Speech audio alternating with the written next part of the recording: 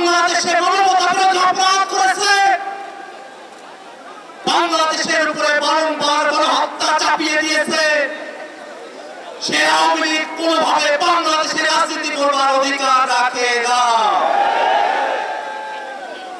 আমরা অন্তর্বর্তীকালীন সরকারকে বলতে চাই, অতীতের মতো সুশীল তত্ত্বাবধায়ক সরকার আপনারা না, আপনারা গণঅভ্যুত্থানের সরকার।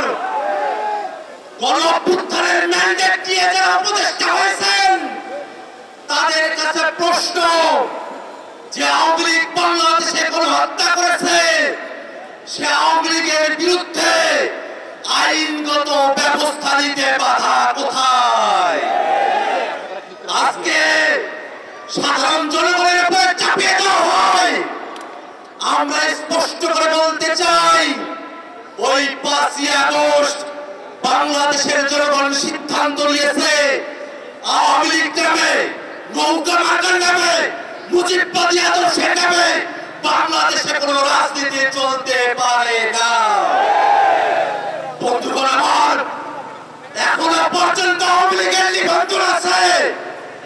আমরা হুঁশিয়ারি দিয়ে বলতে চাই যে আওয়ামী লীগ বাংলাদেশে সন্ত্রাস করেছে। আওয়ামী লীগের নাম নির্বাচনের নিবন্ধনের খাতা থেকে কেটে সন্ত্রাসীদের খাতায় উল্লেখ করতে হবে।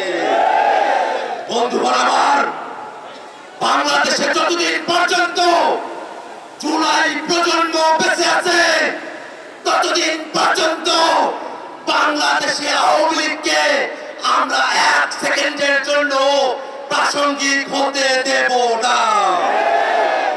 আওয়ামী লীগের দোসর জাতীয় পার্টি যারা 90-এর স্বৈরাচার প্রতিষ্ঠা করেছিল, তারাও বাংলাদেশে আওয়ামী লীগের রাজনীতিকে, স্বৈরাচারের দোসরের রাজনীতিকে প্রতিষ্ঠা করবার যে চেষ্টা করছে, তাদেরকে হুঁশিয়ার করে বলতে চাই, শুধুমাত্র আওয়ামী লীগ নয়, আওয়ামী লীগের প্রত্যেক দোসর তারা রাজনৈতিক দল হতে পারে, সুশীল সমাজের লোক হতে পারে, তারা সাংবাদিক হতে পারে, তারা বিচারপতি হতে পারে।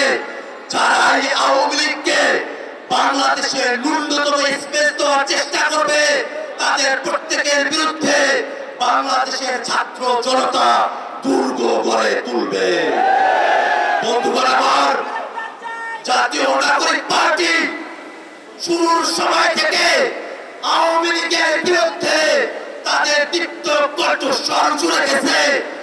দীর্ঘ সময় ধরে বাংলাদেশে যারা ফ্যাসিবাদ বিরোধী রাজনীতি করেছেন, ফ্যাসিবাদের চাটাপায় পিষ্ট হয়েছেন, ফ্যাসিবাদের বিরুদ্ধে যাদেরকে নিয়ে জুলাইতে আমাদের ঐক্য হয়েছিল, আমরা আমাদের প্রত্যেক শরীরকে জানাতে চাই, আওয়ামী লীগের বিরুদ্ধে, আওয়ামী লীগকে নিষিদ্ধের প্রশ্নে এই দায় শুধুমাত্র জাতীয় নাগরিক পার্টি এনসিপি নয়, এই দায় বিএনপির, এই দায় জামাতের, এই দায় ইসলামী আন্দোলনের, এই দায় গণ অধিকার, গণসংহতি সহ বাংলাদেশে ফ্যাসিবাদ বিরোধী প্রত্যেকটা পক্ষের। আমরা প্রত্যেক রাজনৈতিক দলের কাছে আহ্বান রাখবো, আওয়ামী লীগের বিরুদ্ধে সকলে মিলে রাজনৈতিক সিদ্ধান্ত গ্রহণ করতে হবে। নিউ ইয়র্ক থেকে সম্প্রচারিত TVN 24 টেলিভিশন বিশ্বজুড়ে বাঙালির কণ্ঠস্বর।